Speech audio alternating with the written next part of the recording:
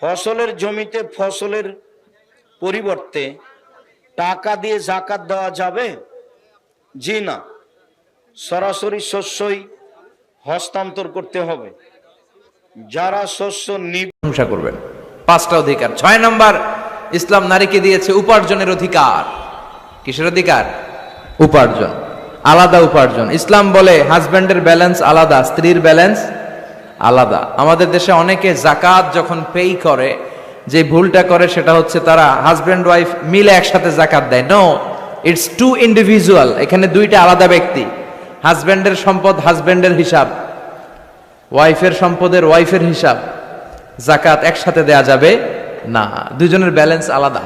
ইসলাম বলে দুইজনের আলাদা ব্যালেন্স।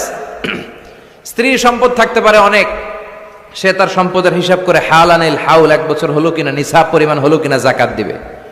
হাজবেন্ডের সম্পদ থাকতে পারে অনেক, হাজবেন্ড তার হিসাব করে সে যাকাত দিবে। এমনকি হাজবেন্ড যদি রমাদানে যাকাত হিসাব করবেন, যাকাত আপনার যাকাত হিসাব করেন, কত টাকা যাকাত এসেছে।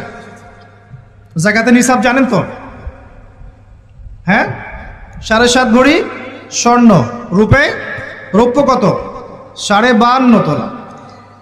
আপনার এই চাষাবাদের ওসর আসে, ব্যবসায়িক পণ্য থাকলে, সঞ্চিত সম্পদ থাকলে সবকিছু হিসাব করে মুফতি সাহেব আছেন, কওমি মাদ্রাসার আলেমদের কাছে যাবেন, যাকাতের ক্যালকুলেশন করে নেবেন যে আমার এত টাকা যাকাত এসেছে। এভাবে যাকাতটা রমজান মাসে দিয়ে দেওয়ার চেষ্টা করেন।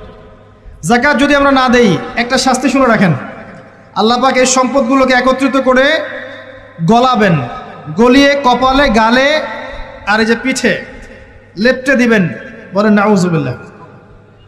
এবং এটা একটা সাপের আকৃতি ধারণ করবে, সাপ গলায় পেঁচানো থাকবে, কপালে দংশন করতে থাকবে, বলবে শুধু স্বর্ণ থাকলে 7.5 ভরির নিচে থাকলে, কম থাকলে তাকে যাকাত দিতে হবে না।